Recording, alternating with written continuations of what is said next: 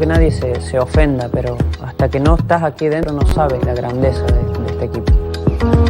Só nós sentimos isso.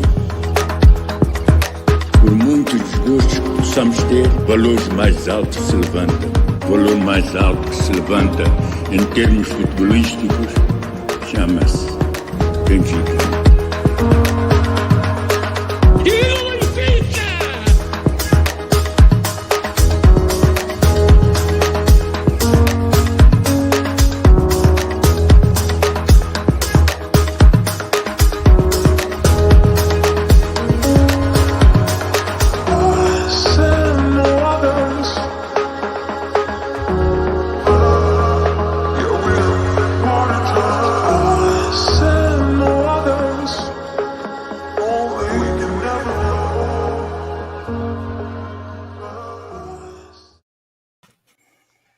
Good evening. Welcome to episode 27, I believe. We'll continue the podcast. Today, snowy Tuesday here in New England. Sunny and warm, I'm assuming, down in Florida. Oscar, is that right? Only 80 degrees. Only. It's like a 60-degree swing from up here. Feel it. We got Jay and Oscar back with us. Kenny had to take care of some other things. And we got Bill back with us, post-baby number 2, sleep-deprived on a coffee IV. Probably got some dirty diaper residue on him still. Welcome back. Good to be back, boys. Welcome back, Jonathan buddy. already giving you a shout-out. Yeah, He's back. He's excited. Jonathan's here. This is going to get good. Paul's here, too. I saw Paul in the... I saw him pop up, so I'm sure it's going to get interesting. Today, it's going to be a therapy session, boys. It's going to be more of a therapy session. A lot of opinions, I'm sure there's going to be had here. For those of you in the chat and the comments, unleash. Let us know your thoughts. Let us know what you're thinking, how you're feeling. We're here for you. We're here to support you emotionally. Let us have it. We'll walk you through it. Before we get started, Exotic Dream Rental, sponsor of the podcast. Check them out on Facebook. Exotic Dream Rental, let them know we sent you. Let Patrick know we sent you $10 off per day on your rental. So, again, check them out on their Facebook page, Exotic Dream Rental. Today, we're going to talk about the Braga game, the defeat in that game, the COVID cases, our draw against Nacional. We're going to have an open forum discussion about what the hell is going on with our team and our club. And then we'll do a quick preview or a quick prediction for Thursday's game for the Taça da Portugal against Bulnes, or Besad, as they're officially called nowadays. Quickly touch on the Braga game. We had limited resources to start, given all the COVID cases. By the time kickoff came out, we were about 19 or 20 cases deep, something like 10 players. Lineup-wise, we lined up for the most part with what we could have expected based on our resources. The Taça da Liga has restrictions on you have to play at least 5 players who played in the previous match in the competition. It's their way of trying to make sure that bigger teams don't basically play with your B team. So Benfica played with Elton Leite in net, João Ferreira, Jardel, Todibo, Servi, Weigl, Tarap, Pizzi, Rafa, Seferovic, and Darwin. In that game, we saw quite a few transitions in terms of formations. Went to a back 3, Weigl dropping in between the center backs. At times, we were a back 5. There was times where Darwin was playing out wide in a front 3 with him, Sef, and Rafa.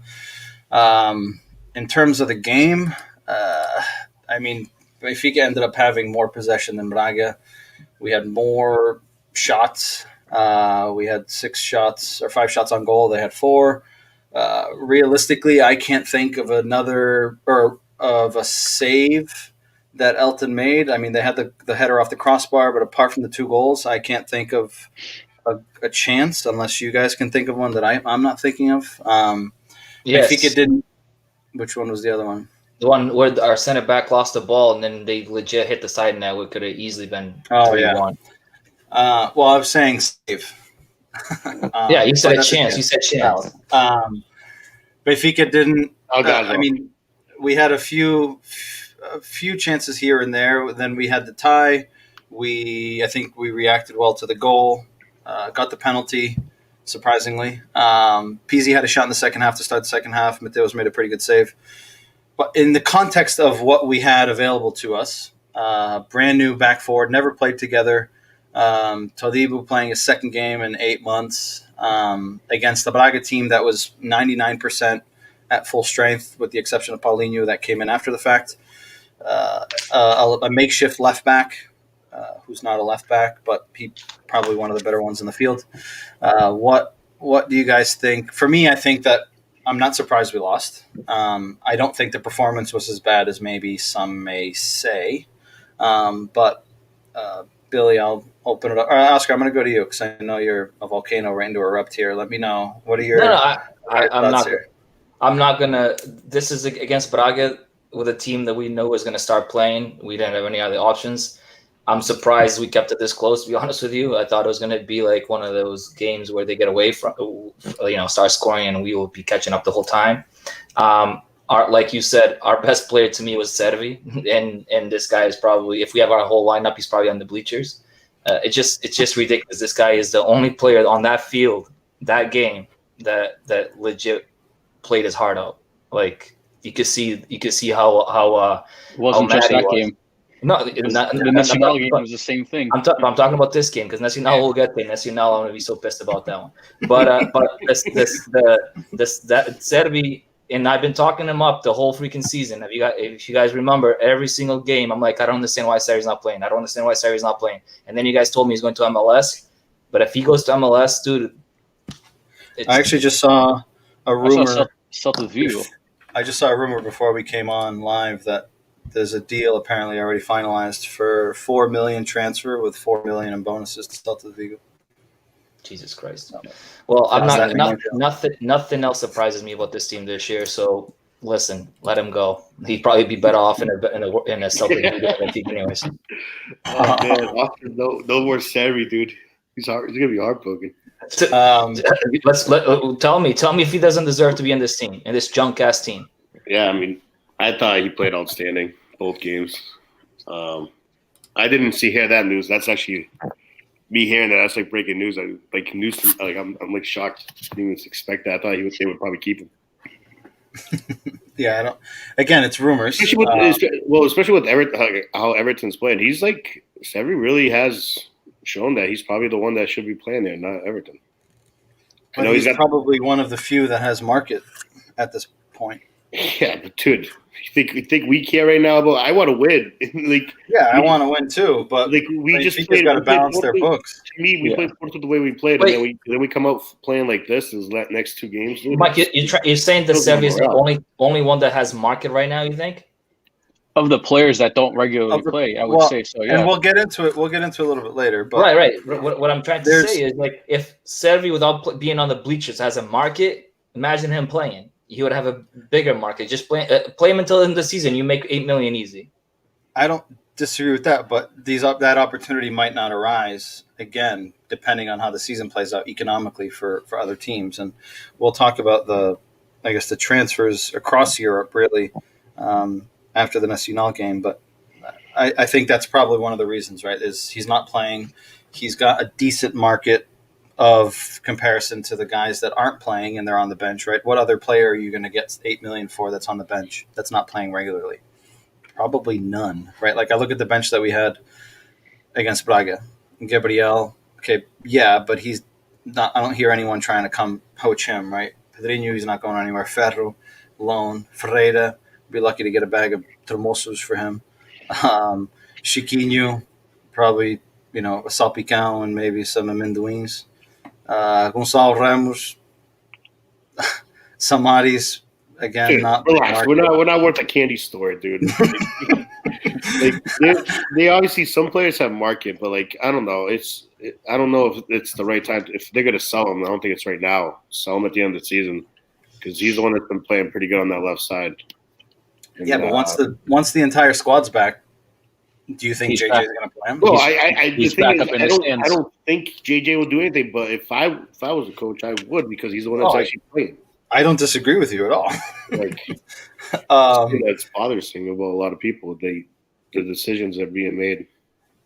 Yeah.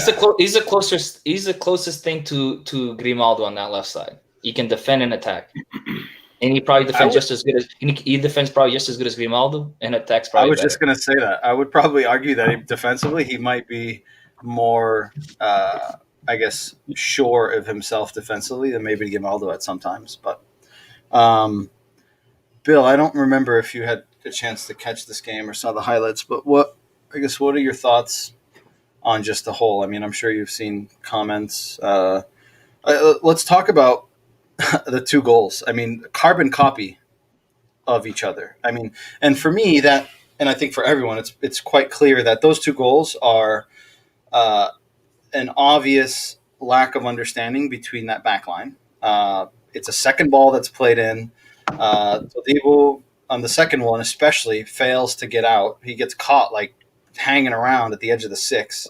He tries to come out after the fact, and then he doesn't even make a play for the ball, which I think if he jumped, he might have been able to get one of his pieces of hair on it to maybe create some problems. But I think it's obvious that was the focal point. And I would say that in this whole scenario of having guys out, I don't know if you guys agree, but I would almost rather, and I know you guys are going to agree, and I know what you're going to say, but I would almost rather, in normal circumstances, I would rather lose an offensive line that's scoring consistently than to lose my entire back line that has leadership experience and has been starting to play a little bit better. I don't know if you guys share the same opinion. I think losing that back line was disastrous for us, even if the front line isn't performing as we would expect them to. But even if they were, if you had the option, I would say, give me my back line.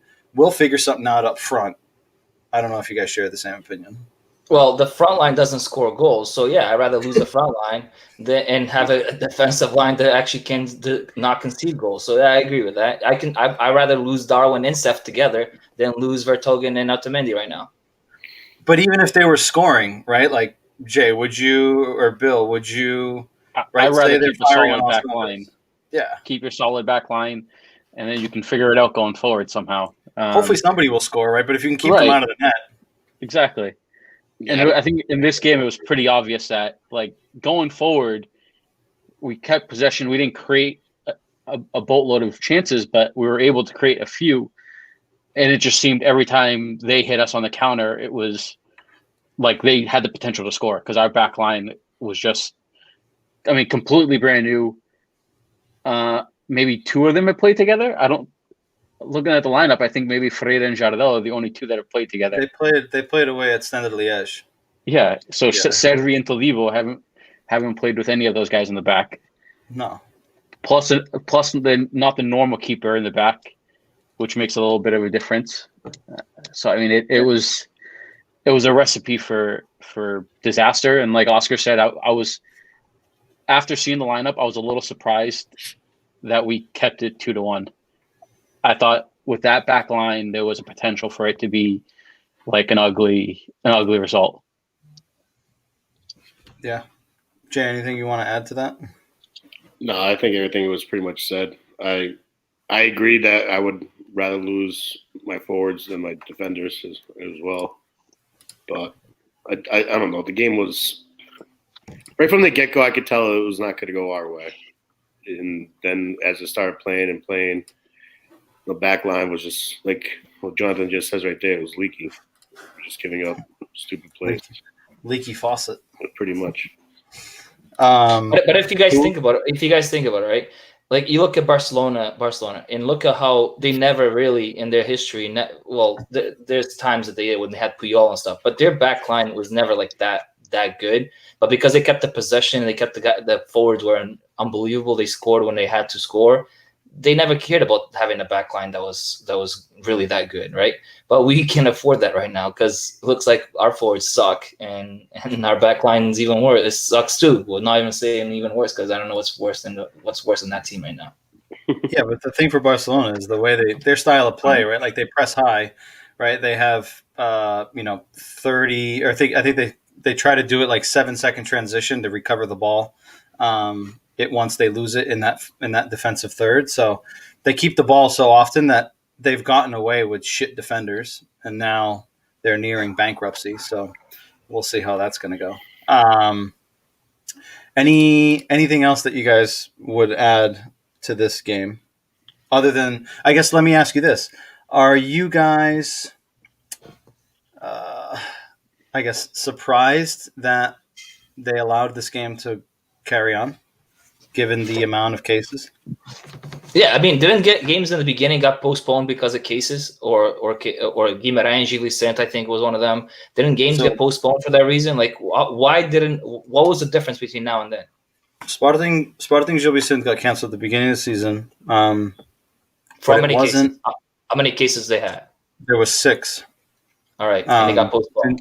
In Gil Vicente squad, and the game was canceled by the local DGS in Barcelos, who said, like, we don't want to have the game here. It's a risk, so they canceled it. Nacional against Guimarães, ironically, after Guimarães played Porto. Guimarães, I think, had 6 cases as well, and Nacional agreed to postpone the game, which we'll go into in the next topic. So I think it was more a money thing than anything else. Should it be a team decision, or should it be in a federation? Should have been it should be the league. The league so should not allow it. At the beginning of the season, the league met with the teams, right? So at fault is the teams in a sense, because they agreed to this, but basically they want the teams to basically make the decision, which is why when Benfica asked the DGS if they think the game should be canceled, the league didn't say anything, right? Because they're basically waiting for Benfica to say we're not going to show up, and then they're going to get fined, right? Because if anything, the league could have stepped in and said, listen, you know what? A lot of cases, we're going to postpone the tournament, the Final Four. We're going to do whatever the hell they need to do, right? But the fact that you have such an outbreak in this squad, Elton Late, or who were the 2 that showed up at the last minute? Elton Late, I think, was like the day of or the day before. The day after Late played that game. You're talking about Nacional?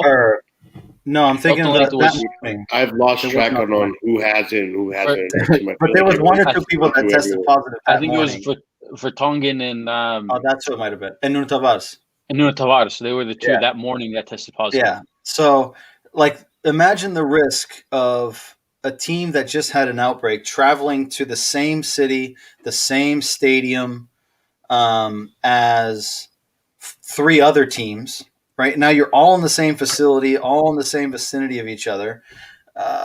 Right, there's even more of a risk for this to just continue on. Right, so I guess I'm not surprised, but it's just shocking for me that they didn't step in and say something or do something about it. But then again, I guess I'm not entirely surprised, because we've seen games get postponed and we've seen games not get postponed. So. But I'll be interested to see if there's a game that gets postponed in the future of this season. To see, if it will be, because the teams will agree to postpone it, and that's I think that's pathetic. Ridiculous. That was an idiot. What? Anything else you guys would add to this? Yes, I'm really shocked that we actually got a PK cult in our favor. It's true. Good call on that, Oscar. Good call. But we still don't have one in the league. We still don't have one in the league. Yeah, but still super surprised on that one. Yeah, I'm very surprised by that too. Jonathan says maybe Benfica should isolate their coaches and players better. Not sure why Rui Costa's on the bench every game. Should limit exposure. Benfica seems a bit lax. I'm not sure you watch all the games, but all the games have dirigents and people on the bench. I'm not sure it has to do with isolating. It all happened in one shot. They're around each other every day. Training. Did Jonathan not see Sporting celebrate the World Cup last Saturday? Because I think when they won the World Cup, I think they all hugged each other, kissed each other, were running around like dogs around that field. So yeah, maybe they should keep their distance, buddy. Yeah, that's the thing is that, right, these guys are in practice. They're at the Seychelles. They're at the academy together, right? Like, I don't think being on the bench or, again, every team has, I mean, you see every team with multiple coaches, right? Like, every coach has their purpose, right? Like, how often do you see a head coach pulling out the drawing board and saying, hey, we're going to do this, right? They don't. The coach isn't the one who gives the players that message when they go into the game, right? That's why your assistant's there for. They show them the pictures and the graphics, and here's what we worked on. Here's what you need to go do. I found it interesting to see in that game, Samaris was doing it. Yeah, who basically JJ told him that he could, help in that aspect. So it was interesting to see. It was funny. People were posting things on social media saying like Samaris a traduzir pois Jorge Jesus em português. It's just very funny because he probably speaks better Portuguese than JJ does, if we're being honest. What would you guys say? Paul's coming in here. Champions, dogs. No, Taça do, what do you call that cup again? The cerveja? No, they won it, so it's important now. That's important. Oh, shit. Sorry. What would you guys say was your highlight of that game? Seri playing. Okay. Nothing else. I would say Seri. Yeah, Seri played. He played really well for us. Yeah, Seri played really well. Just him playing was enough for me. He deserves. The fucking guy's is an animal, and he doesn't get the respect he deserves. I thought Debo showed a few bad flashes of. No, he showed a few flashes of stuff. But I was texting Mike about it, and he brought up a good point in the text. He goes, he reminds me a lot of David Luiz, where you see a few good things, and all of a sudden he brings out his sideshow Bob.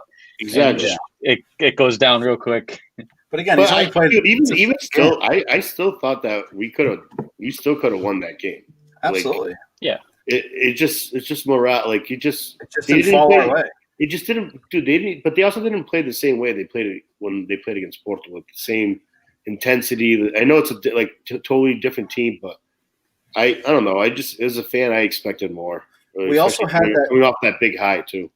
We also had that chance that Darwin hit the post. And Servi, for some reason, doesn't pull the trigger. Like, I can't believe he didn't shoot it. And then he played it across, and Rafa got his shot blocked. But remember, Braga also hit the crossbar that came rebounded off behind underneath Leitch's legs. Yeah. That could have been. Also, I don't know if you guys recall, but you can go back and look at it. The goal or the corner kick that Braga gets that results in their second goal is offsides. The guy that heads the ball off the crossbar, Fran Sergio, is offsides. And they get the corner, and then they score off that corner, which pissed me off even more. So they couldn't go back and review that. They couldn't. But if that ball off his head had gone in, it would have been a goal. Yeah. My highlight of that game is going to be. I like the fact that we played with a back three, and throughout the game, that transition between the 3 at the back and 5 at the back, I thought worked well, even though we had limited personnel, maybe with less experience, guys that maybe aren't used to playing that. But I've seen it in the press over the last couple of days. With Lucas Verissimo on his way in, I think that might be something that we could get used to seeing, is that 3 alternating between a 3 and a 5.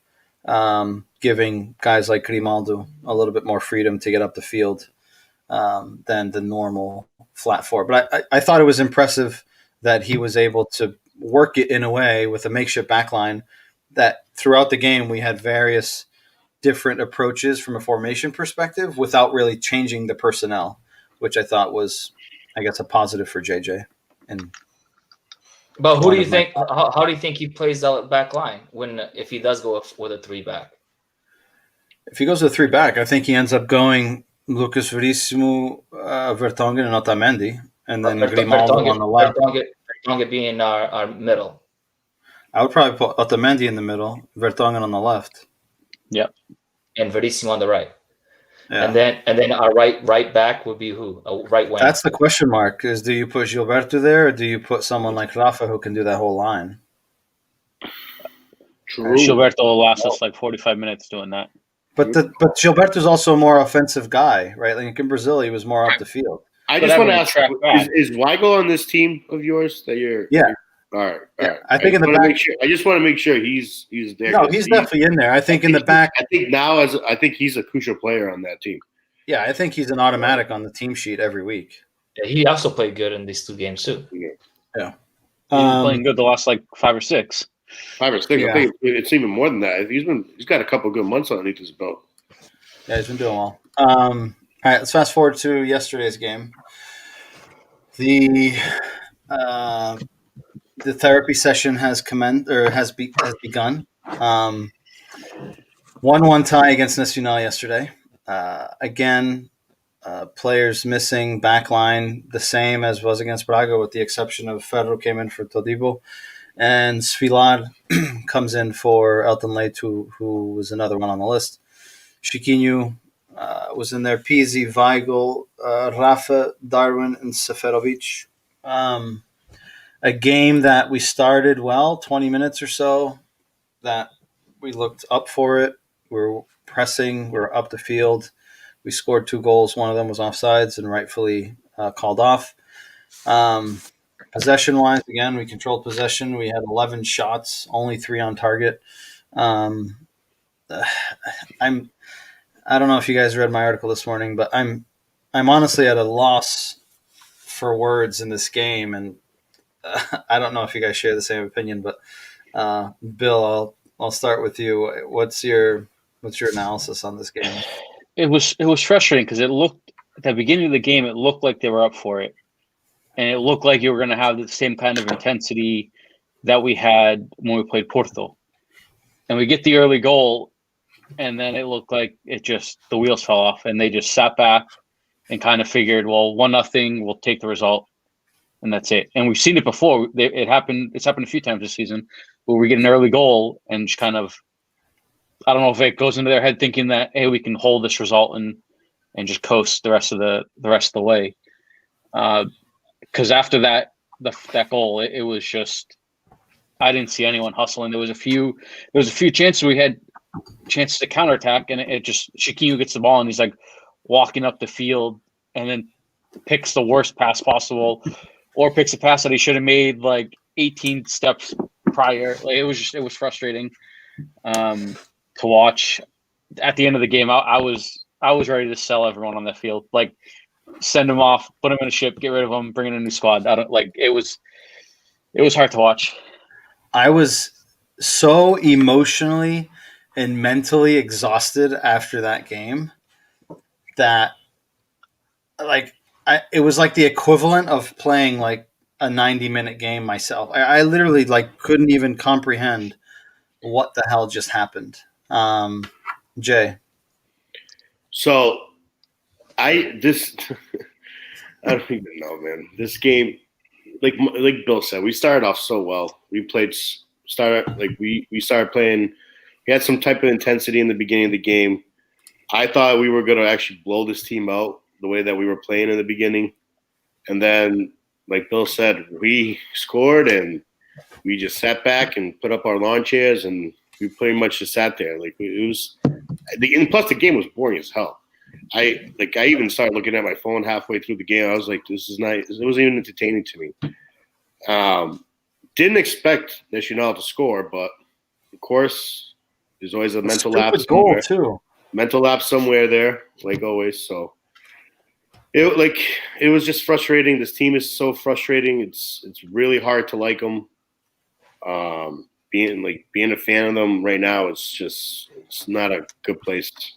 At least for me, I'm not happy. I expected so much, and the things that the results that we're getting is just it's not to my liking. This game sucked too. Dude, I don't know what I can say about this game. This is a game that I had in the bag of us winning. If there's a game that I know I need a lot more booze than for today. Seriously. But today this is definitely like one of those games that legit I have no words. I think everything it was one of the, everything was going against us. Little offside for 10 centimeters that got called for first goal. We had Chiquinho being our goal scorer, which is another thing that doesn't. By the way, the roller coaster in our group chat was hilarious with Oscar. Do you remember that, Mike? He was so happy. He's like, Chiquinho! And then he's like, fuck him, sell him. And then he scored again. He's like, Chiquinho! No, but man, it's just frustrating. Like we have Nacional creates one chance, they score it.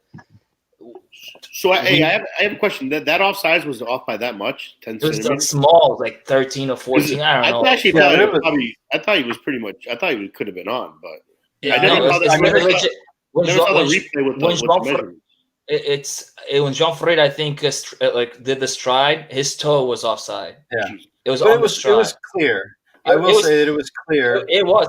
Fair is fair. Without the lines, I knew it was going to be off. That was such a nice play too. It was, but without the lines, I knew he was going to be off. I think it was more than clear that he was off. Yeah, whether it's a shoe or a toenail or whatever the hell you want to call it. I know. I mean, look at Sporting's today. Sporting's today, I think, was like 4 centimeters or 5 centimeters. Yeah. But from the picture, you can tell. Like I knew from the picture, like he was going to be onside because the guy's foot kept him on. So I think it was the right call. But now that we're talking on calls, that handball from Sedevi's cross in the second half. I mean, I was going to get to that. Like we it's everything going against us from that offside to peak penalty kicks that don't exist against us. People don't see it. And then we have one flagrant against Porto and nobody sees it. So like this kind of shit, it's like almost accumulating. It's like one after the other.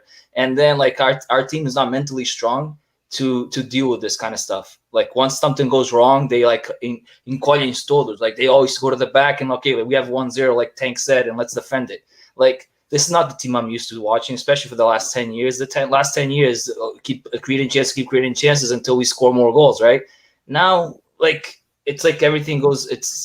We have no control whatsoever. No control. But you can also tell, but this isn't Jorge Jesus' teams don't play like this. Like they don't have the players that they don't have Jesus's like DNA in them. Like they don't have like wants. I won't agree with that because like at the beginning of the season we could say that they didn't have a preseason like they normally do. No. It's going to take a while for the team to build. We're halfway through the fucking season. Like, if he doesn't have his fingerprint on this team, he's never going to get his fingerprint on this fucking team.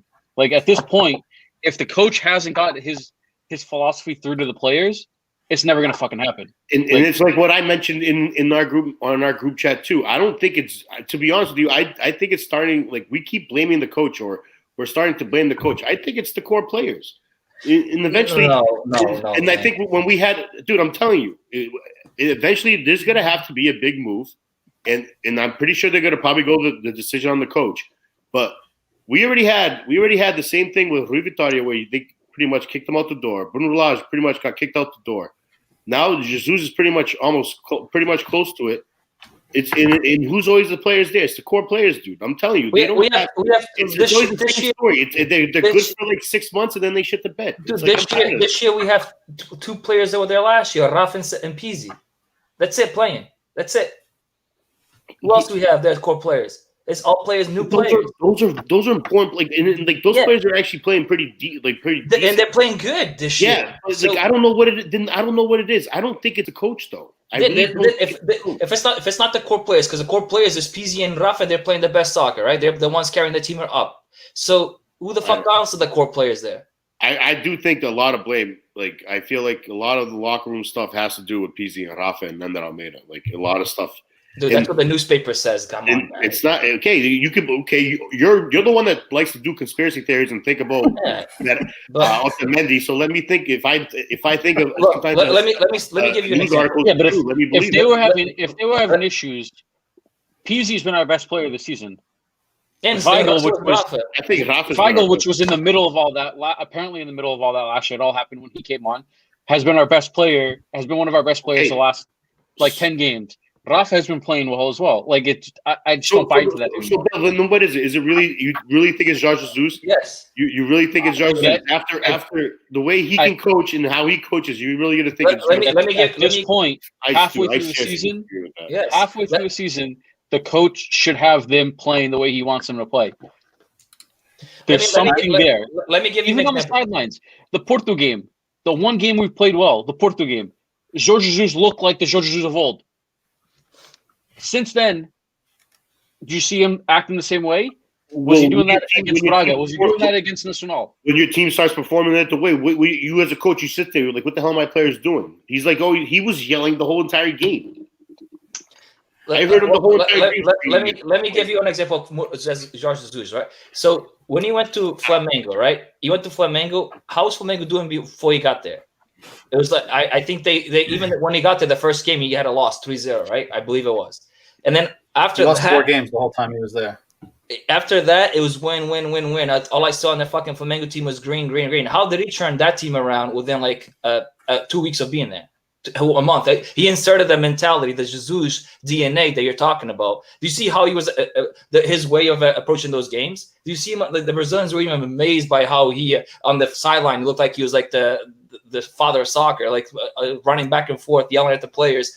He comes to Portugal, parece encolhido. Oscar, there's games I think that we do have the right game plan, but our players are not playing it. They don't. They start doing their own. They start doing whatever the hell they want to do. I think Jesus does have a game plan for these players. They're prepared. I think there's 100% in my. I can guarantee you. I believe it. I strongly believe it. The Benfica players are well prepared to go into any game. They are. I strongly believe it. Tactically, everything. Now, if the players want to follow what the coach wants to do, that's a different thing. I think sometimes when you look at how they're playing, they just start doing whatever they want. Then it has to be a leader problem. It has to be a leader issue with all starts with the coach. That's how you face. How do you approach these games? A coach can only provide you a game plan. At the end of the day, the players need to go out there and perform. The players need to go out there and perform, bro. And the players, you look at that team. You really think that the players went out there and performed any type of game plan? You seriously went out there like, they played no inspiration, no nothing. They were pathetic. That looked like Lusitano's playing out there. No offense. Hey, take it easy. They're the best right back in the world. Hey, at least it was a 1-1 tie. Usually that was the result. I'm gonna share my opinion here, and I apologize if I go on a rant here, but I touched on it in the article this morning. It's extremely difficult to understand and 2 explain why. I think we can all agree, and Manny says here, right? When do we start holding JJ responsible? And I think there's 2 pieces to it here. I think we can all agree that in our lifetime of watching Benfica, JJ version 1.0 may have given us the best Benfica soccer we've witnessed. Took us to 2 Europa League finals. He had an identity on the field. We pressed high. We had quick transitions. We were solid. We were organized. We were just a fucking well-oiled machine. And we had experienced players too. And you just look back at some of those teams, and they were just phenomenal, top to bottom, bottom to top. The bench, there was drive, there was passion. Version 2.0 of JJ. He himself looks a shadow of himself. He doesn't look to be the same guy that we know and got used to. I was a firm believer, and I said it here multiple times. This team needs time for JJ to work this team. This team needs time. This team needs time. And again, I can agree with both sides of it. Like Bill and Oscar say, we're halfway through the season. This team does not have an identity. It does not. We don't press consistently. We don't have quick transitions. We aren't organized, right? So there's a little bit of 2 pieces here. One, I can't convince myself that Jorge Jesus is the guy that said, we're beating Nacional 1-0. Why don't you guys just pick the foot off the gas? Why don't you drop off? Just fucking, kick your legs up. Don't worry about it. I don't believe that, right? That comes for me on the players. The players, you can't explain I'm going to press high and put in a good 20 minutes and then I'm just going to stand off and let them do what they want, right? Like I can't, knowing that JJ is a guy that always wants more, even though he may not show it on the sideline nowadays, I can't convince myself that that's the game plan going into it. But on the other side of it, we don't seem to have an identity. We don't seem to have a game plan. Again, we don't have the high press consistently. We don't have quick transitions. It's just, we seem very sporadic. It's basically what comes, we'll take what comes at us. If it works, it works. If it doesn't, it doesn't. Some of the substitutions seem completely out of whack. It's difficult. I don't think, and we talked about it earlier in our chat, and I'll open up the question to you guys. One, I don't think JJ leaving is even a question to begin with. Yes, there's still more than half the season to be played. With that said, our next league game is probably the league game for us. If we lose that game, I think it's the nail in the coffin, personally. But one, do you guys think that, and you guys have shared that opinion now. But then my other question is, where is our leader? Where is our president? We got a new director de comunicação. Where is he? There's no communication in a time where we spent $100 million, 100 million euros this offseason, in a season where there's a pandemic and teams aren't spending big money. Okay, and Benfica spent $100 million. We broke the league transfer record. We broke the club transfer record. We're paying the fucking team, the coaches, $10 million in salaries. JJ himself is getting $5 million, 2.5 after taxes. We're paying $10 million for the coaching staff, and we don't have a goddamn identity on this team. Why? I get it. The players are at fault, but where is our leader? This team, this club has so many questions surrounding it, and our leader is nowhere to be found. He showed up when it was the election time, fucking waving his hands and saying thank you, blah, blah, blah. Where has he been? Why hasn't he shown his face? Right? But when something pops up in the news that says, Polícia Judiciária está no estádio da Luz a fazer buscas, fucking he shows up right away. It's not true. It's not true. We're going to work with the police. But in a moment like this, where is he? No one shows up. Right? Why isn't there something that comes out and says, listen, we understand the frustration. This is what's going on. This is what we're doing. Nothing. We hear zero. Why? Because there's no Lenço Brancos in the stadium. That's why. But that shouldn't be the case, right? They know we're below expectations by a long shot. Right? So do you guys not think it's odd that JJ is basically being thrown to the wolves in the press conferences and saying, fuck, you deal with it. You answer the questions. We're just going to hang out back here and fucking eat our chips. Maybe that's why they paid him that salary to do. I wonder if there was some kind of part of his agreement to come back. No, Mike, you said it. Him and Jesus butted heads the first time. Like, so why bring him back? Mike, but like I said from the beginning, it was an election thing. I'm telling you, it was an election thing. Why wouldn't it be? 70%. There was a poll. 70% of Benfica socios did not want JJ back. Everyone on this chat, did any of you want him back? No. No one wanted him back. If it was a fucking election, I wanted him back. Actually, if JJ was an election play, Luis Fiera would have lost the election. No one wanted JJ back. You have to understand one thing. It's him promising Jesus, which is almost a guaranteed title, right? It's not though. That's how he pitched it. That's how. Okay, I hate Jorge Jesus, but at least he's gonna give me a title, right? That's how most people thought about it. He's gonna get me the win, especially spending $100 million. You don't think Benfica needs to win the Campeonato with $100 million spent and Jorge Jesus coming back? That's like almost hands down a Campeonato. With spending $100 million and Jesus coming back, you wouldn't think that? I would, but before that, even before, people didn't want JJ back, regardless. But here's another question: do you think it's odd that Benfica started the season off 5-0? After the election is when the inconsistency started. Do you think that's weird? Think about the timeline. We started the season 5-0. After the elections is when the inconsistencies happened. Do you find that? Does anyone think that's weird? I don't find that weird. You know why? Because we said it at the beginning here too. We beat 5 teams. They're not even they're mediocre, if that. We are on the high. Remember we said it. Right now. We feel like we're unbeatable, right? But we play teams that are a joke. And then until we face the Sportus, the Bragas, then we'll find out how we really are. We said that from the beginning. I have a question. When you said you mentioned JJ 1.0, in that on those teams, did JJ have like a coach on that on in the field? Just think about that. He had a lot of leaders. Louiselle. Okay, yeah. Just who on this team is JJ? Inside the field. Who is the A mod? No, but like who's the A mod? Who's like you know what I mean? Like who's like Louiselle like in the back line? Like who does JJ have on this team? Like JJ, not gonna lie, JJ got thrown in with a great team right off the get go. Like at least I thought he did. He did, but he brought in a lot of guys that first season. Wait! But we're spending $100 million. Couldn't Jesus get a freaking leader? But listen, that's what I'm trying to say. Like, I don't know. Like, first of all, I don't know any of like who picked who in these signings or who brought in what. Like, I know Pedrinho was way before, and we're counting him as a player, but like that's not a guy that Jorge Jesus picked to be on his team. At least I don't think he did.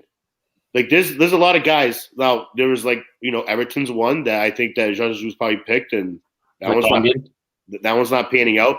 I actually think our backline's starting to pan out. I know they struggled in the beginning, but now I think they're starting to find their legs overall. But like I'm not gonna lie, some of these big signings like Waldo cost us what 15. He had a good start. I was high on him, and he's fallen off. Like there's no, at least on the offensive side, we don't have a guy that thinks or like knows like, oh, this is how the coach wants us to play. Like we don't have a guy like an Enzo Perez or an Ahmad or like a guy like Jorge Jesus always had that on that version 1.0. This 2.0, we like that's what we always come back to. Like it's our center mid. I want Pizzi to be that guy, like to play the way he's not that guy. But I know that's the problem. Like, but that's the best guy. They're trying to turn Tarab. Like Jorge Jesus has tried too many experiments. And fuck Tarab. Trust me, you're talking. You're preaching to the guy. He almost got a nice assist the other day too. Dude, he fucked that up yesterday. Nice assist. Before we continue this conversation, I don't care what anyone says, but in that position that Tarab finds himself in, Cardozo puts the fucking goalie and the ball in the back of the net with his right foot. With his right foot, 100%. He passes it, and he passes it behind Seferovic. No, the thing that sucks, this motherfucker rips shots from like outside the box and it goes to the moon, and he's like so close. He's like in the 6-yard box, and he just fucking taps it. I was like, dude, what are you doing? Could not believe it. But you say, Jay, right? You talk about a leader, right, on the team. I get it, right? And I think Otamendi is growing into that. Vertonghen's growing into that. But a leader isn't going to drive this team to want to try, right? Like you just shouldn't need a leader to say, hey, you know what? Like we should run a little bit, right? Maybe make a little bit of effort, right? I just think that there's not a guy there executing the game plan. Like, and then how do they explain the first 20 minutes? Like to me, they had Tarab there, and like for like halfway through the season, like for all those games midway through the season. And you think Tarab listened to anything he said? Tarab was just passing the ball to the other team like it was his job. That's what our coach told him to do. It's just like I feel like somewhere there's a disconnect, and they need to correct it. That's all I'm trying to say is like they need to find whoever it is. I don't know who it is. I don't know what player it is, or if they need to go buy another player. They need to find someone to do that. Conspiracy theory 101 right here. I think none of them understand Jesus. They all speak a different language, and Jesus doesn't. Then maybe somebody needs to translate. That's why somebody's translating. maybe we need to send Biggie over there to translate. Holy shit! Oh boy, nightmare. I don't know. It's extremely frustrating too. And right, we always go back to we spent $100 million, right? That $100 million was on 4 players. Or 5 players, 4 players maybe. But again, the thing that I come back to, and I know the last 2 games we were missing a lot of guys, and I get it, and hopefully we have them back, or some of them, for the game against Sporting. But there's right, and then we saw what happened against Porto. Right? Like we're capable of being mediocre And then all of a sudden, we're capable of looking like fucking gladiators against Porto, right? Like we're gonna fucking push comes to shove. We're gonna run you into the ground. We're gonna play your game. We're gonna play your style. We're gonna piss you off because that's what you normally do to us, right? And then I get that we're missing players in the next 2 games, but that mindset just goes away. Like I would hope that the guys that played less see that performance against Porto and they're like, fuck, now's my chance, right? Like I get to play against Braga. It's Taça da Liga game. Here's my chance. I'm going to carry over that mentality and that mindset. And it doesn't. Like it's just like the team just like disappears. I don't understand what's causing this. What would you guys say is your high or I guess what was your highlight of the game? Talking to a highlight of the game? This game? Sevi playing. Sevi did ball out in this game too. But Jay, what was your highlight? Dude, honestly, I would say Sadri too, because I think we just played 20 minutes and that's it. I think we only showed up for 20 minutes of this game. Bill?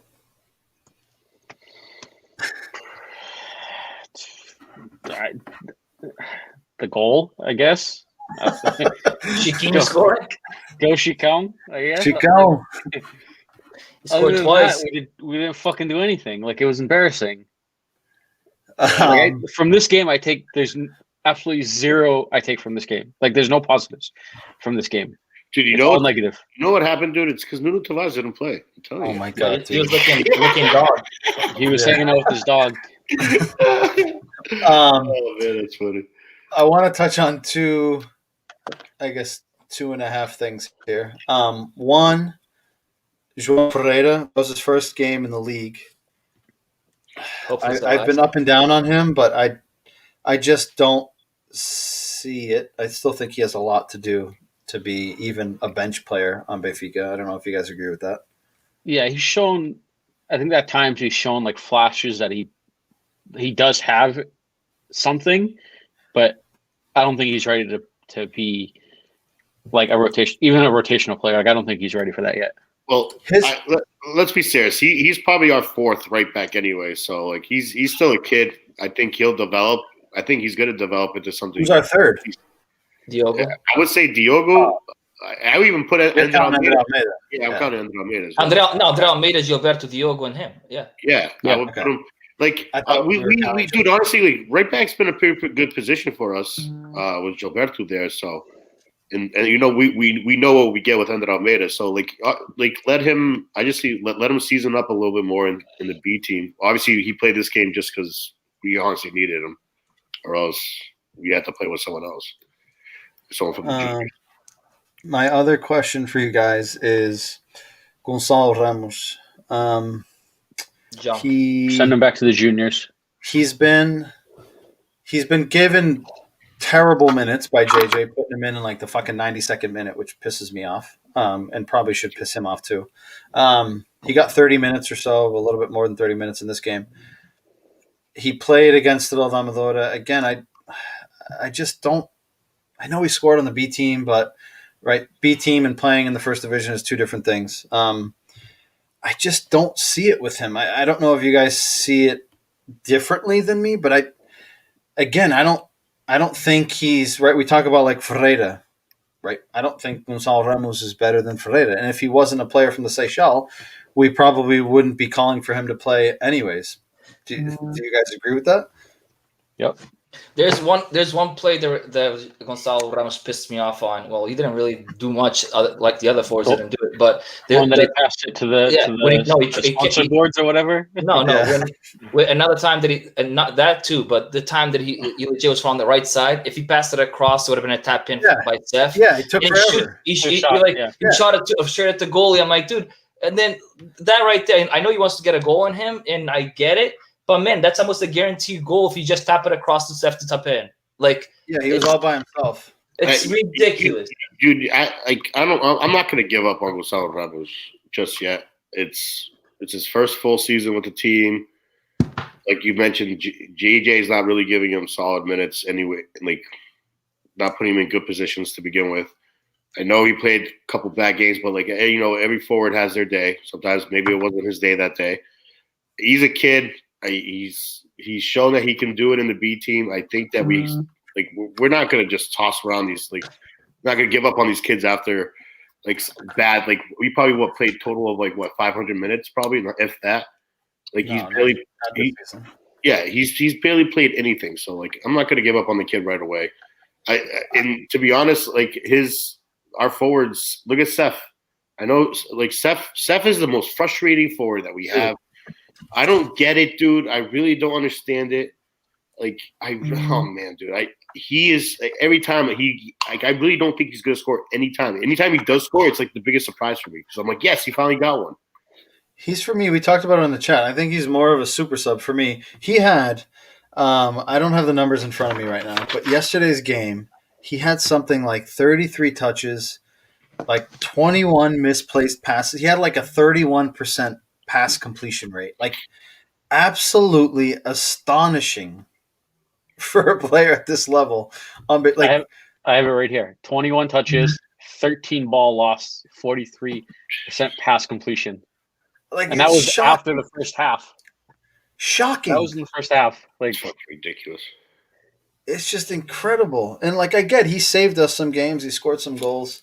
But I think this raises a question. I know, Jay, you're going to be all over this, and I've seen it online. The fact that and I wasn't his biggest fan. I'll admit that. I was open about it.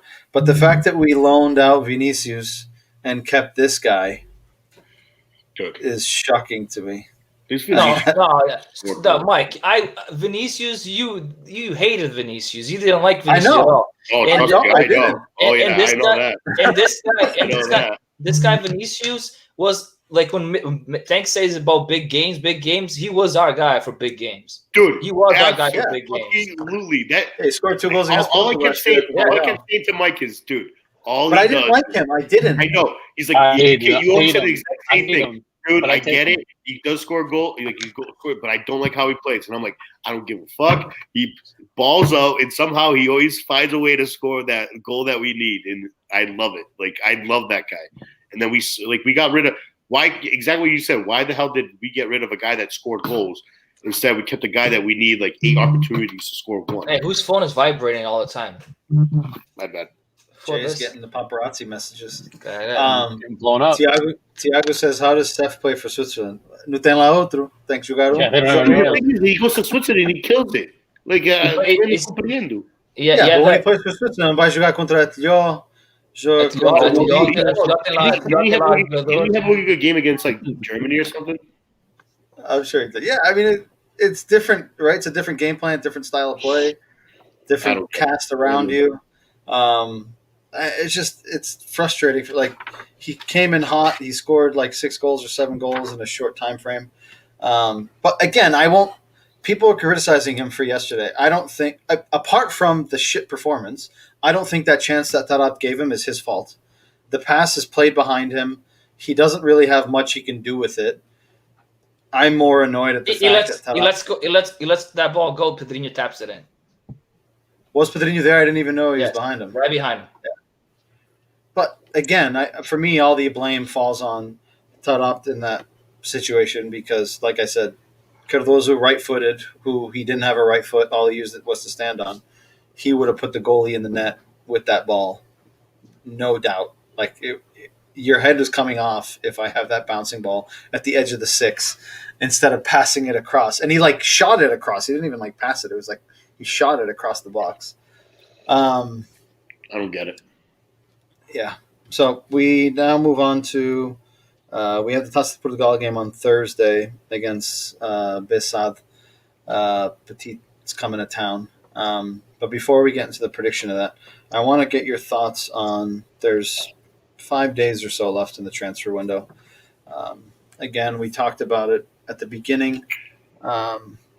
If you look around all the big teams in Europe, there's not much business being done in this transfer window. There's a lot of loans happening here and there, but there's no real big moves. Do you guys, right, we already got Lucas Verissimo locked in. He should be arriving at the end of this month.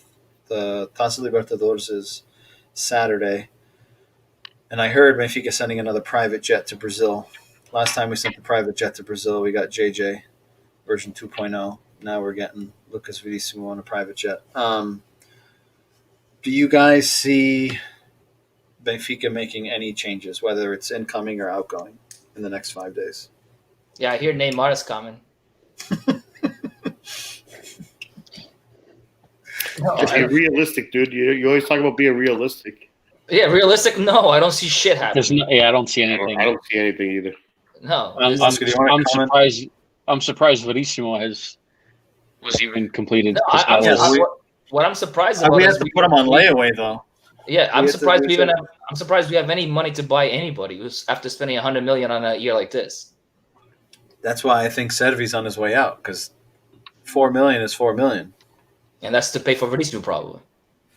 No, Verissimo, we put him on layaway. It's like 3 payments over the course of like next 3 years. And the for like 6 million. And the 4 million for Servi is that one. Is that one of the payments? It's crazy how many payments we have to break that out into. I think it's just to take it off the books for this year and it goes on next year's books. Oscar, do you want to comment on Jonathan's post here? The yellow that he got today? Yeah, it's Benfica's fault.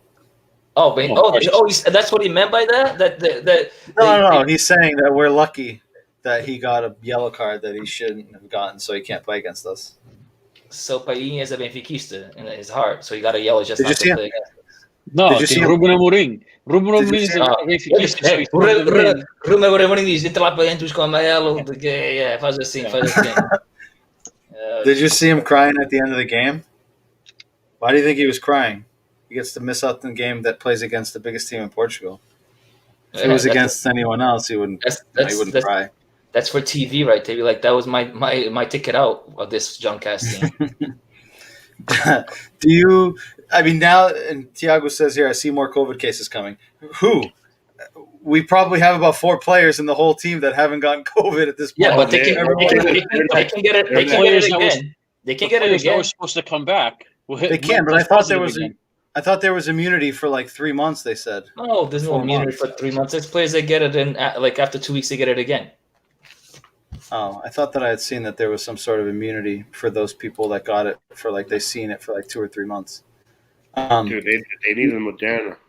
They need that vaccine. Since we're on the topic, legit, instead of spending money on a player, go fucking buy some doses of the vaccine. Go buy some Moderna. Go buy some Moderna real quick. Just for sake of comparison, looking at the cases, all right. So Benfica's got, these are all the people that have had it or have it or recovered from it. So Benfica, Svilard, Gilberto Grimaldo, Vertonghen, Everton, Gabriel, Darwin, Waldschmidt, Servi, Seferovic, Diogo Gonçalves, Todibo, Pizzi, Weigl, Otamendi, Jardel, Pedrinho, Tarap, Nuno Tavares, Elton Leite, Daniel dos Anjos, João Ferreira, Gonçalo Ramos, and Vlaco Dimos of the first team squad. Now, the players that have managed to they've managed to fake out COVID up until now are Chiquinho, Samaris, Rafa, and Almeida because he's been hurt, Ferreira, Tiago Araújo, Morato, and Ferro. So that's the whole roster. Those are the only guys that haven't. Ferro can't catch anything, huh? And oh shit! And then for comparison purposes, Sporting, the guys that have had it or recovered from it or have it, Nuno Mendes, which ended up being a false positive, Palhinha, Tabata, Sporad, which ended up being a false positive, Nuno Santos, Neto, Gonçalo Plata, Borja, Pot, Gonçalo Inácio, Eduardo Quaresma, Rodrigo Fernandes, and Luis Maximiliano. So 2, 3, 4, 5, 6, 7, 8, 9, 10, 11, 12, 13 guys. Can you name Portos? And Porto had Loom, Luis Diaz, Claudio Ramos, Carraça, Manafá, Baró, Otávio, Sérgio Oliveira, Evanilson, Nanu, Fábio Vieira, and Meixido. So out of Dude, I'm not even gonna lie. I lost track of what the hell you guys were even talking about. You just started naming out names. those are the guys. I'm getting more entertained with this conversation. They're talking about COVID and So just for comparison purpose, I mean, I'm hopeful that now that 95% of our team has had it, hopefully frees things up for us going forward. But I mean, based on what you guys are saying, it's not confirmed that there's some sort of immunity for a time period after the fact. So I guess we'll see. Milton says here, what scares me, 100 million spent, we need to sell players next summer. I think next transfer window will be quiet as well. Do you guys see, I mean, unless we win the Europa League, and even that's not very lucrative, I think I agree, right? Having spent 100 million, do you guys see, I anticipate at least one big sell this summer. Darwin. I think it's going to be him. You know what scares me is that we're going the same kind of track that Sporting used to do, which is like they have good players, but they have to give them off almost free because of the money issue, and we don't have any, like right now the way we're playing, we don't have a market, and then our best players are going to go for shit money. And before we used to have even shit players, they used to go for millions and millions for like no reason. Like they used to just go for 20 million. We had the guy that came in, who was it? The RDT, came in for 20 million, sucked to Benfica, but because Benfica didn't have to sell, there you guys 20 million. There you go, buy. Think you're gonna, if we pay 25 million for Darwin, think tomorrow somebody pays 25 million for him, knowing that we need to sell? No. They'll give us 12. Man City's after him. There's no way Benfica sells him for less than what they paid. No chance. Chance. But what that scares me. I don't know. It scares me that we're going that path that Sporting used to do, and then struggle always to get players and sell. Dude, don't compare us to Sporting. Come on, dude. I know. I don't want to. Already had a bad week, and you're making it worse by this talk. Paul's saying you can still get COVID if you had it. It's not chicken pox. And he's asking, did Fauci say that? I don't know. But he's saying it because Thiago keeps saying that there's a 3-month immunity to it. Yeah, that's why. Maybe that's why Nuno Tavares is kissing dogs, because he thinks he's immune to it. What do you guys think for? I don't know who's back. Waldschmidt was supposed to be back this week, but I think he tested positive again on Monday. What do you guys think? Dude, even if any of the guys that tested positive can come back, I don't think they play. Like they've been out training or anything for 2 weeks now. At this point, why don't you risk it? And now that you mentioned that, here's another question. Remember at the beginning of the season, there was one player that I mentioned to you guys that I thought there was a little issue in the back room with him. Do you guys remember that? I said it last week on the pod. I made a comment of it. There's something there with Gabriel and Jesus. The fact that he didn't play at all against Braga and didn't play at all against Nacional, and he hasn't been seen for... I mean, he's on the bench. Since the infamous game where he strolled off and Jesus was yelling at him. Like, he hasn't really played much. Yeah, but not much. Played against occasionally. But ever since he got COVID, he hasn't played. And he got COVID before Christmas. It's been over a month. And he's been on the bench 2 or 3 times, and he hasn't played. I don't see. To me, like, so I defended Serviol. He needs to be playing, right? That's another guy that I always defend is Gabriel. I like the way he plays. I like the way he holds that midfield. He's probably the number 8 that we most likely probably need. If Weigl plays at number 6, Gabriel is our number 8. He's a guy that we, Pizzi is more. I know Tank likes Pizzi and Weigl in the middle. I do too. But in a game against a tough, like a Sporting, like it's tougher than usual.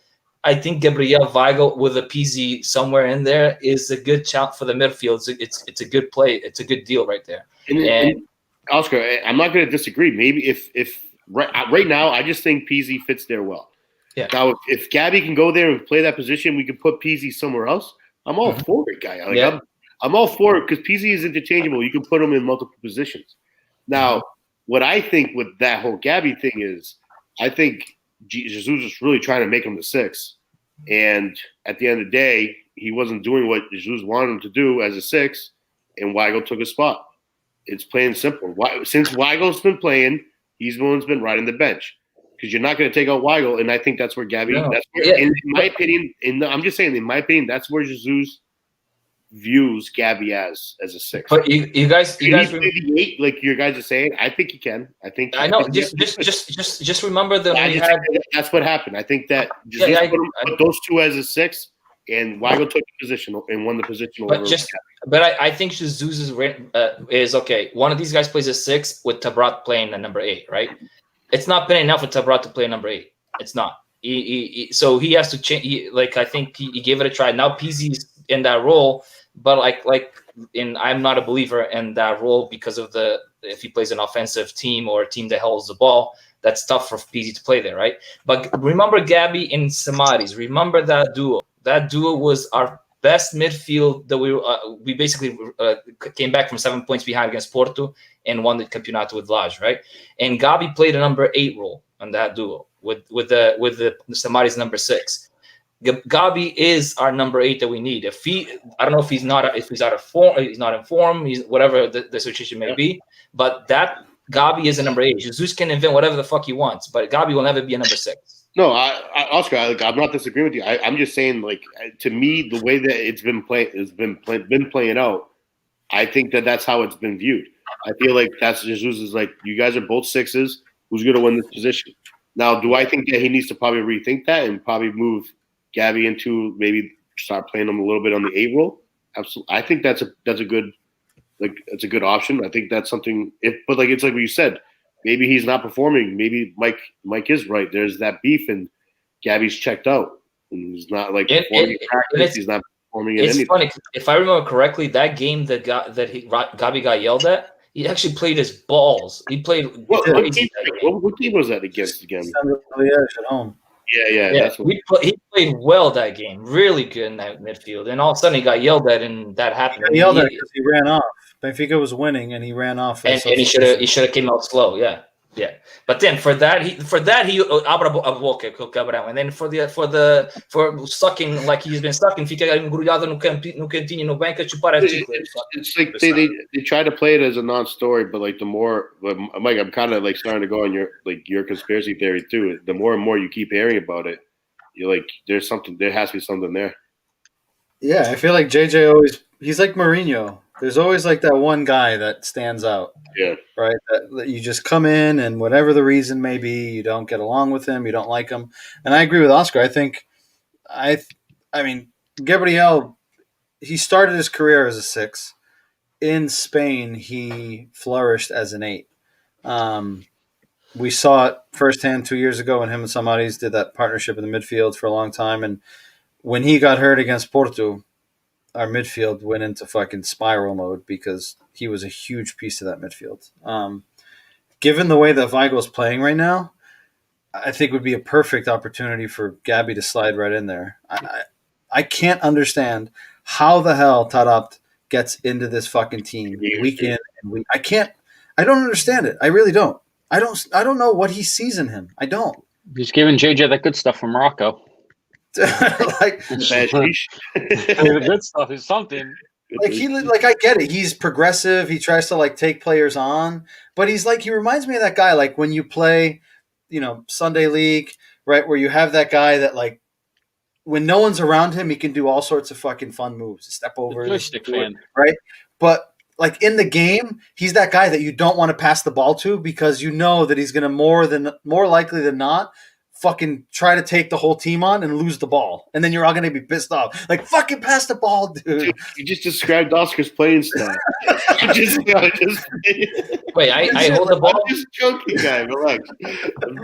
But legit, every time he gets the ball, it's literally it has to go forward. I have to go forward at full pace. I have to take this defender on. I need to take the next defender on.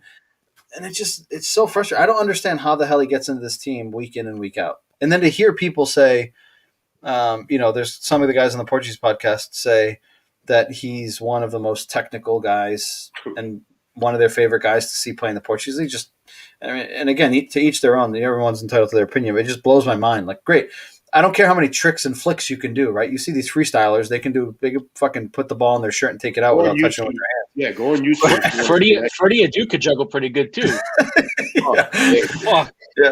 Now he's like a nightclub promoter or something. Tarab's number one highlight he has is he usually makes someone, and then everyone likes it, and then he's this. Like, dude, he legit sucks. His highlights too is he slaps at least 3 people every game. Yeah, too. That little backhand slap. We're stressing Oscar out. Dude, I've been saying it from the beginning. I don't get the whole love's fascination for Tarab. Tarab is god awful. Loses so many possessions. Yeah, I'm not his biggest fan either. You just have to think for a guy of the position. If Jesus wants him to use as a number 8, like I think he should, as a number 8 in that position, playing them as much as he has played. You need somebody that has more goal in him. Like when PZ plays there, he scores. Like when we have any player that plays that attacking role in the midfield should have more goal in him. This guy cannot even hit the net. Like it's not for him. He doesn't have goals and he doesn't have assists. I think he scored 1 goal for Benfica his entire time at Benfica in the A team, right? And Milton makes a good point here. When he was in England, he was playing further up the field.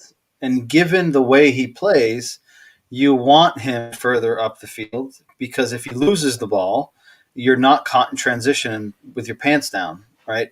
Okay, you lose it in the final third. That's fine. Hopefully we're in a better position. We're organized off the ball where it's not going to be such an issue. Now, when this guy picks the ball up in your half and tries to dribble 3 or 4 guys, nutmegs one, loses it to the second guy, right? Everyone's going that way, and now they got to turn around and come this way. And it just – I've said it on the Portuguese podcast. I feel like he unbalances our team more than he unbalances the opposition. I just took a quick look at his stats. His 3 years at Benfica, playing for the Benfica, the A team, he's got 1 goal and 10 assists in 3 years. 1 goal and 10 assists. No, out of a natural number 10 in 3 years, that it's fucking horrendous. Yeah, not only that, with Bruno Lage was there. Bruno Lage plays him as second striker many games. Second striker, yeah, which behind the striker, right? And how many goals he scored there as a natural number 10, playing in position? Nothing. Exactly. Like, I don't understand why he's still on this team. Like, I would have released his ass. Just like, all right, we lose your money. That's it. Go find a different team. I'm tired. Do you think he has nudes of JJ and that he's holding him ransom? Dude, I don't know.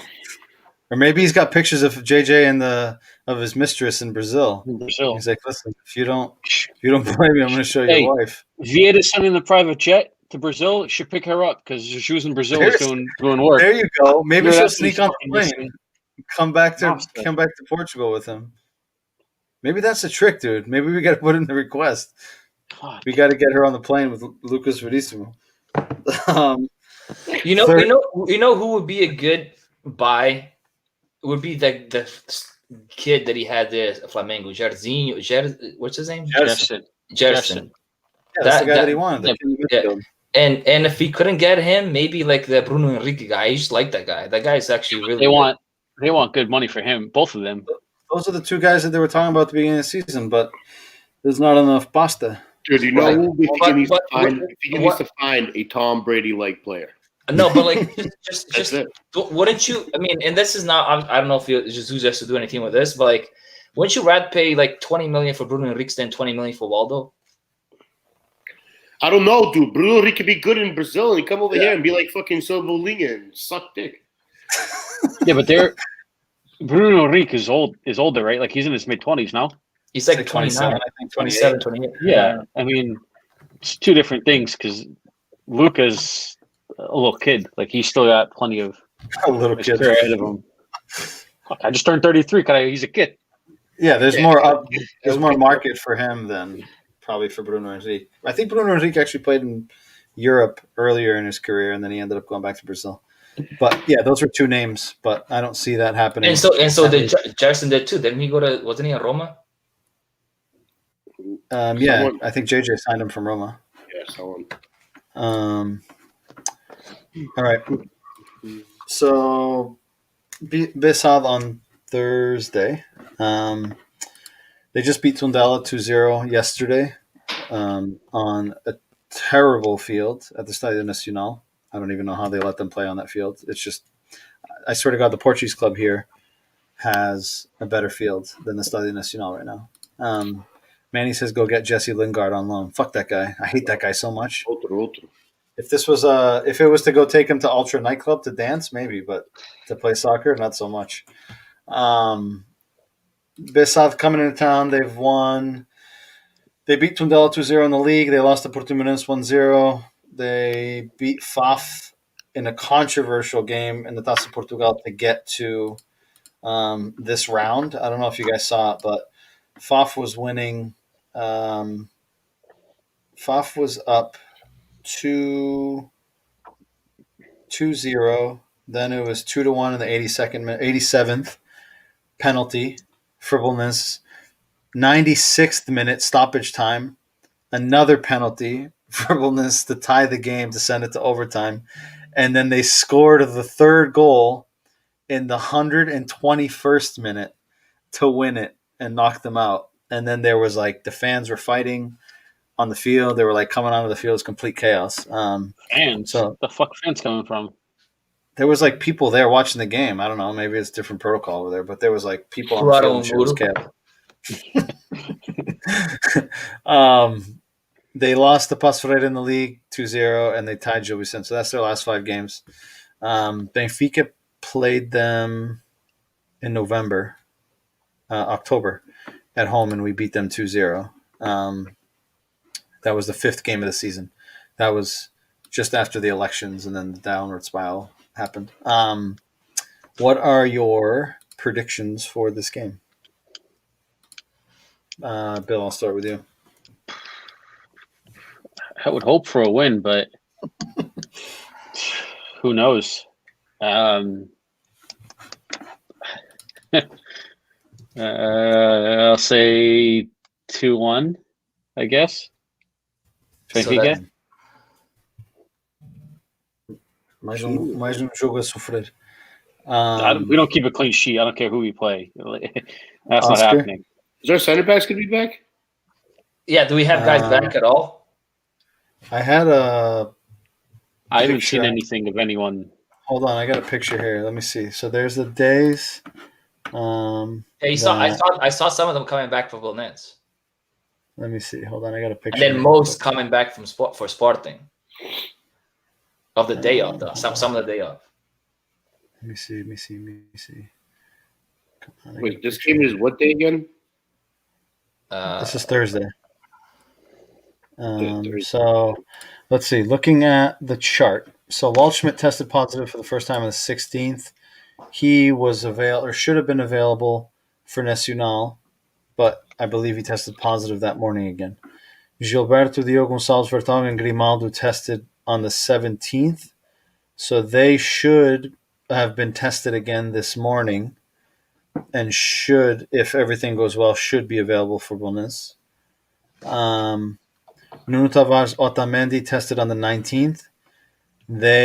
If they get tested they're supposed to get tested they'll probably get tested today, but they should be tested on the 28th, which is Thursday. And if they don't test positive, they should be available. I don't know if they'll be on the bench, but they should be available. Elton Late should be available the 30th, which is Friday or Saturday.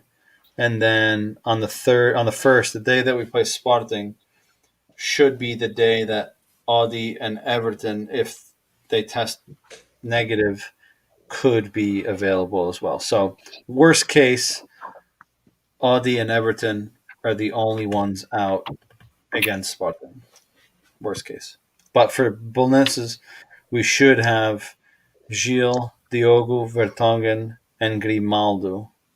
And best case, Nuno Tavares, Otamendi, and Waldschmidt, because he'll get tested again. All right. So Do you want to change your prediction knowing that information, Bill? Nope. Okay. Because I don't think Taking it to the grave. No, I think this is a game. If they're available, JJ throws them in to get the fucking legs moving, get the rust off the legs. I still don't think we keep a clean sheet, though. That's the thing. We always concede a fucking stupid goal, so. We should just start the game from the kickoff, losing 1-0. No. Even more Just pressure. get out of the way, dude. Just get out of the way, dude. Fuck it. Scoring on goal. We know. Yeah, I'd rather concede at the beginning. And then we're going to down 2 goals. So then what? Then we're going to score in our own goal, get his confidence up, he put the ball in the back of the net, and we're good. There you go. All right, Oscar's taking a long time. I'm going to go 2-0. Okay. I'm going to keep a clean sheet. I think 2-0. Oscar? I'm going to say, you know how the team said, you spelled it out, be sad. Dude, actually, you want to hear something funny? You guys are gonna laugh at me. When you wrote that, when you wrote that in the agenda to us, I legit thought that we were discussing like a topic that was between Benfica and Benfica Saad. I was like, what happened? Like, did I miss something? So I went back and started reading like a ball and then I was like, what the fuck did I miss? And I looked right over. I was like, Ballistic Saad. I was like, you fucking idiot. I thought it was something about be sad, guys. Be sad.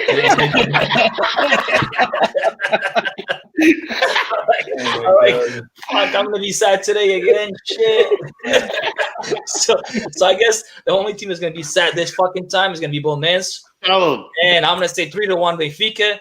Wow. And then 3-0 against Sporting. Oh, caralho. Hold on. Whoa. Wait, what did you say? 3-0? 3-1 against Bolonense. Wait, we're not doing a show before Sporting? We are. Oh, I was going to say, I was like, what are you making predictions for? Hey, Oscar, whatever you said, though, you got to keep that going. 3-0, I'm going to shit. Because if we lose this game, I'm not saying we are, but if we lose, I don't want to hear you say, I want to change it. No. Even if they reserve all their plays just to play Sporting and beat them, I'm fine. Wow, Thiago's going 4-0. Yeah, Thiago's going 4-0. Manny says 3-0. Seth scores 2 and Peasy with another. So for Seth to score, it means we Seth to score 2. We have 30 shots on goal at least. We have 30 shots because Seth's going to take like 20 of them to score those 2. I'm assuming he's telling Oscar to pump the brakes a little bit. He's getting too excited over here. I'm going to go, given that some of these players should be back, I don't know, on the eve of a fucking game against Sporting, like, I feel like this game is going to set the stage for what we see on Monday. Like, if we come out flat and suck, we might have to watch the game on Monday with our eyes closed. So I'm hopeful, even though that we keep fucking going up and down and putting us in this emotional roller coaster. I'm going to say 2-0. Dude, you see how bad this team is making us. Like we never swore as much as we did except for today's podcast. And it was like a lot of F-bombs and shit. Like today, it was just like this is how frustrating this team has made us. I'm just so defeated at this point. I don't know what to expect. You just don't know what you're going to see. You know what's sadder is the fact that against Bolonense, where we have 11 wins, 1 loss, we're here debating if we're going to win against Bolonense. Here comes the theories again. For the next one, we will do. So for next podcast, will be on Sunday, the day before the Sporting game. Gives us an opportunity to get an understanding of anyone else tests positive for COVID. So we'll have a good understanding of who's going to be available. So Sunday, haven't picked out the time yet, but late afternoon, early evening. It's when the world's going to see Paulie. Paul will be joining us, Sporting fan. I'm sure you guys have seen him in the chat. For those of you who don't know him, he'll be joining us, talk about the game, expectations, predictions. Oscar's been giving him a lot of shit all season. So get ready. It's guaranteed to be an entertaining podcast at the least. Bring your popcorn, bring a beverage. It's definitely going to be a good one. So, there he is. He popped up. Hell yeah, he's all popped up. I already owe him a dinner. God damn it! You already owe him a dinner. Didn't he agree to McDonald's? Wasn't that the agreement? I hope so. I mean, so Sunday we'll be back to recap the Besad game. Hopefully it's a win and we move into the semifinals. Hopefully we got some guys back from COVID. And then Sunday we'll talk about the Sporting game as well on that following Monday. Paul said he's bringing his boxing gloves. And, that's food. I was like, what the hell is that picture of? Yeah, it's food. So that looks like paella. It looks like an expensive dish, Oscar. You better bring the cash. This guy is eating top shelf. Yeah. When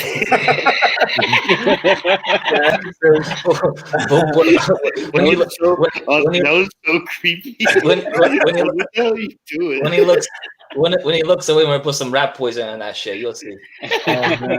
Yep, he said he wants some paella. Expensive stuff. But you know he's not playing paella. So stupid.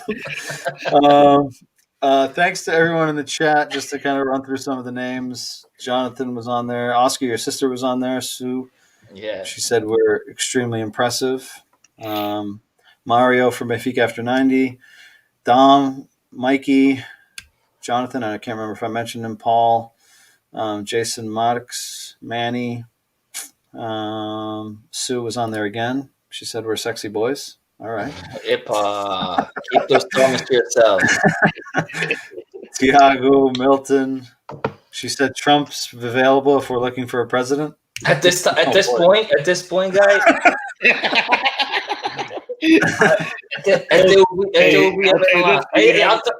Him against Pinto da Costa. No, I'll tell you one thing. 2.0. You know the joke I did about Neymar? He'd probably come. He'd be like, hey Neymar, tu dou a minha filha. Neymar comes running. That was a good Brazilian accent.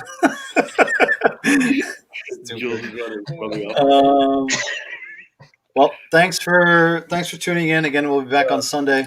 Don't forget, we'll let you guys know on our Facebook page. Check us out on Facebook, Instagram. All our Twitter handles are on there right now. M Gonçalves 10, Abilia Gonçalves, Obi Portugal, Tank Defont, and K Defont 4, our substitute that wasn't able to make it today. And check out our website as well, content in Portuguese, content in English, and subscribe to our YouTube channel. Milton ends it here with hashtag Make Benfica Better Again. I like that hashtag. And Michael, it's not me. Somebody stole my name or my account. There's just too many of us. Mike Lucas. Who? Mike Lucas. His name is Mike Gonçalves. Yeah, Mike Lucas Gonçalves. The one that Jen's brother. Oh, okay. Well, thanks to everyone tuning in. Thanks for listening. If this is after the fact and you're listening on one of the other platforms, Spotify, Apple Podcasts, Google Podcasts, whatever the case may be, again, don't forget to subscribe to our YouTube channel. Just hit the bell button, get notifications when we go live. We'll be back on Sunday. And have a good rest of your evening, and we'll chat soon. See you, boys. Later, boys. See you later, guys. Bye, boys.